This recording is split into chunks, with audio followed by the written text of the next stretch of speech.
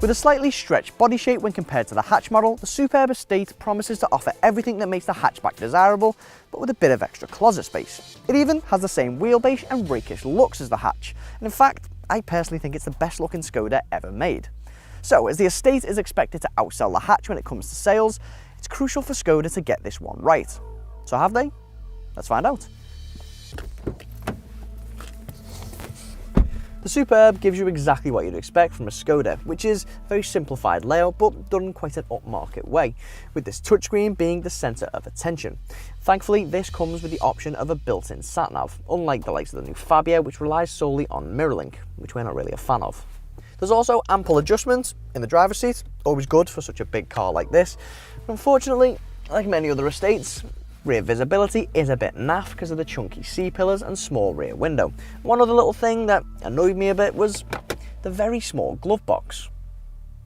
Even base models though get some decent gadgets like the likes of DAB digital radio and Bluetooth, but most people will end up going for what's expected to be the best selling model, which is the SE, as this comes with dual zone climate control, adaptive cruise control and rear parking sensors. And what would a Skoda be without its simply clever features, and these scattered all around the car. There's even extra grip cup holders to allow you to open a bottle with just one hand. Stepping out, there's umbrellas hidden in the doors, just in case you get caught out in the rain. You might actually need it in a minute. Coming around to the boot, there's a foot activated opening called Virtual Pedal, which helps if you've got your hands full of shopping or luggage. There's a 48-hour rechargeable magnetic torch, just in case you break down, you need to change your wheel. And there's even Velcro luggage organisers. There's also a relatively low loading lip as well, and if those points weren't practical enough for you, then the Superb's boot is absolutely massive. It's 660 litres, and that's almost 200 litres bigger than the hatch model and 170 litres bigger than the VW Passat Estate. This space extends to just under 2,000 litres as well if you fold the seats down. So surely with this space, legroom in the rear must lose out.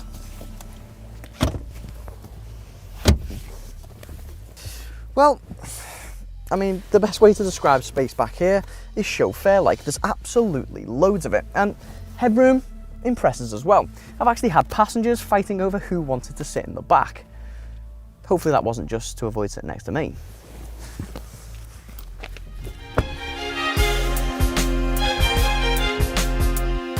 Just like the last generation, there are plenty of engines to choose from in the Superb. There's even an entry-level 123 brake horsepower, 1.4 litre petrol. It's got a pretty decent punch to it as well.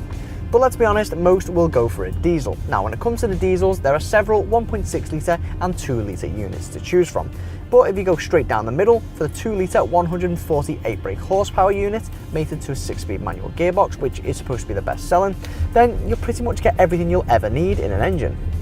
Not only does this engine have plenty of pull on tap, which is great for overtaking, but it boasts CO2 from just 109 grams per kilometre and will realistically return around 55 miles per gallon. Now that is a fair bit off the claimed high 60s, but it's still pretty good. The Superb isn't exactly what you call fun to drive though, certainly not as entertaining as the Ford Mondeo or Mazda 6, but it makes up for this with its comfortable character, with a supple suspension and a well-insulated cabin that make long journeys a doddle. There's even an individual driving mode available, which allows you to choose your ideal settings when it comes to dynamics and comfort.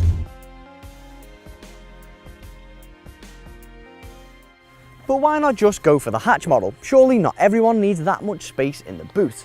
Well, the Estate is just £1,200 more than the hatchback model, so it's pretty tempting not to fork up a bit extra on the off chance you may suddenly become obsessed with buying IKEA furniture. The Superb Estate is also over £4,000 cheaper than the rivaling VW Passat. Okay, fine, I'll say it. It is superb, but I really do mean that. Skoda has absolutely nailed it with this one. And yes, it may not be as fun to drive as some of its rivals, but come on, who buys a Skoda Estate looking for thrills in driving dynamics? So would you go for the Superb, or would you rather go the German route with something like VW? Let us know in the comments section below, and don't forget to subscribe to our YouTube channel. To research your next car and find great deals, visit carkeys.co.uk. And to watch more reviews, click one of the links on the end of the video.